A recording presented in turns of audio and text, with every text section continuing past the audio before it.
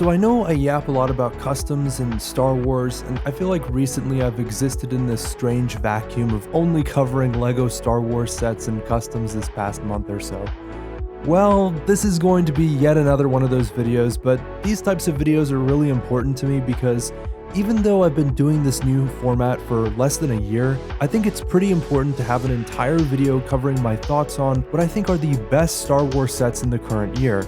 Like, I know there are a couple channels out there that make it out to be all doom and gloom for Star Wars, but it's really not as bad as they'd like you to believe. There are just so many good options from January all the way down to August that were major releases from Star Wars. There's really only one set from this current year that I really want that I still don't own yet. Otherwise, I think I'd consider my 2024 Star Wars collection complete. This year was exceptionally strong and is one of the best years for Star Wars in the current era. We've gotten a lot of great contenders this year, from Jedi Bob Starfighter to as early as January with the Boarding the Tantive. But my number one choice from this year has to be the versatile Droid and Clone Trooper Battle Pack. Earlier this year, I made a video that was met with a decent level of success defending and advocating for this set. It just absolutely has to be known that I think this is easily the strongest set of 2024. I'm already feeling this hint of nostalgia for the first time I cracked open one of these sets. Like, I know I gotta chill out and it was literally only 8 months ago, but I can attest to the fact that this year's army builder was just as good too, if not better than the 501st battle pack from years prior. Like, I know that we've gotten a couple of really good clone battle packs like the 501st Specialists and the 332nd Troopers, but this year's full-size battle pack was a striking balance between droids and clones rather than being traditionally sided to just clones. We haven't gotten a battle pack that is droid focused or even just homage to in like over a decade. Not even just that, but we were introduced to so many good minifigures like an accessible shock trooper, 3 plain clones, 3 B2 battle droids, and 2 B1s just to fill in the rest of the CIS army. I get that people really want to see clones, but it would be nice if LEGO made a CIS-focused battle pack eventually, especially one reviving the lost to time TX strategist droid mold, or maybe even like assassin droids or something. Star Wars is just such a wide IP with a lot of ignored characters that have yet to be debuted. While I'm not blind to the fact that the clone vs droid battle pack isn't perfect, notable shortcomings to me are the fact that the barricade is kinda useless and the speeder looks anemic at best. The Tri-Droid and Stab Speeder were actually the stronger builds in the set, and I'd actually say that the build quality was favored closer to the droids. Regardless of my criticisms, there are much more redeemable qualities, like the fiscal value of having so many droids and clones packed into a set that's only $30. I did cover this set before back in January, and I think it's a video that has held up really well since then. I won't bring this up more than once, but I feel like this set was a really downplayed because of a small subset of the community, feeling as if a micro-inch plastic hole has absolutely ruined the set beyond any redeemable factor. But I digress, as I still haven't gotten to my honorable mention, the Dark Falcon.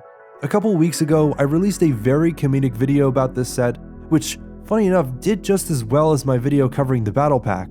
There's just so many good things to say about this set, from the amount of unique, never before seen minifigs, down to the original idea of inverting a Falcon to be freaky and evil. The playful nature of this set just feels like a lost art form that LEGO hasn't revisited in ages, and I'm all for this new rebuild the galaxy thing they got going on. But if the thumbnail hasn't already piqued your interest, I recommend checking out this video, as it definitely will change any concerns you have about the Falcon. It was really hard to choose between that set and the battle pack, honestly. Like, I also had a second honorary pick, the Captain Rex Microfighter, but I know just the guy who will have more insightful things to say about it than I can. I sent a very kind letter filled with completely legal materials to my good friend Hello There Rex, and he'll be taking over for the rest of the video.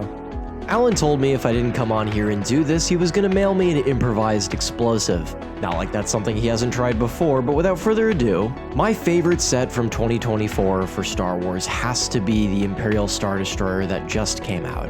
It's been exactly 10 years since we got the last play scale, fig scale, whatever you want to call it, Star Destroyer, and this one is fantastic. I gave it a glowing review just about a month ago, and I think it deserves all of its praise. Well, the minifigure selection is a little boring and could have used the addition of some extra additional figures. I do think what we got was appropriate, but the build itself, the main reason you're buying this set, is fantastic.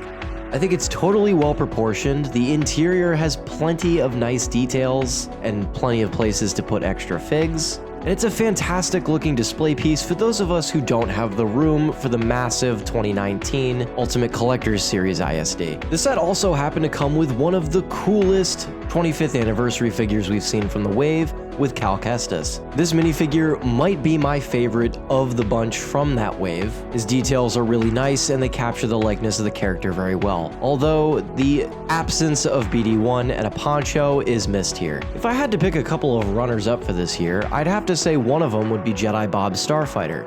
It was really cool to have LEGO bring this character back for the 25th anniversary of the theme, and in his own set. I'm actually a huge fan with the way the vehicle looks. I like this interpretation of the Delta 7 being kind of like a variation of it, like Anakin's custom one from 2003. This almost feels like a callback from that one, and it seems rather fitting considering this minifigure and that short are from the same era of Star Wars. I'd say the only two things holding that set back are its price and the two additional minifigures that come with it that are just absolutely wasted character slots.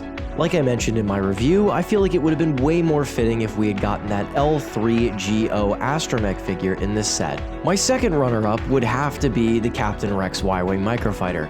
While it's nothing as big as the ISD and not as flashy as the Jedi Bob Starfighter, this set will always hold a special place in my heart for being what it represents. Having LEGO give us such a fan-desired, fan-demanded character in such a cheap and affordable set. It's also aided by this for me by being a cute, small, handheld version of a set I've always wanted. And, I mean, come on, set comes with Rex. Of course, I'm going to be a little biased about that, and I don't really care. Like, let's be honest, you take one of my favorite characters and put him in a cheap set like that, of course I'm going to tell you it's one of the best sets ever made. Like, LEGO could make a solid snake set that's literally just a snake minifigure and a cardboard box, and I'd probably be running around telling you it's the best thing since sliced bread or voluntary tax evasion. So there you have it, both of our top picks from 2024 LEGO Star Wars. Let me know what your thoughts are on the top picks, and if there's anything you'd change or would argue were even better sets from the current year. Well, that's really all I have for now. I'll see you guys in the next one.